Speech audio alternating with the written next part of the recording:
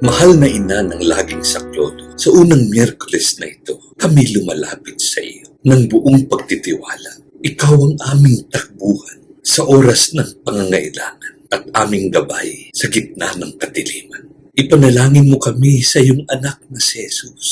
Inihiling namin ng iyong tulong para sa aming mga pamilya, mga pangangailangan, ang kagalingan ng mga may karamdaman at kapayapaan sa aming mga puso. Huwag mo kaming pabayaan sa aming mga pagsubok at ituro mo sa amin ang daan patungo sa kabanalan.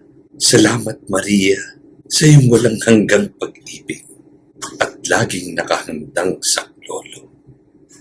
Amen.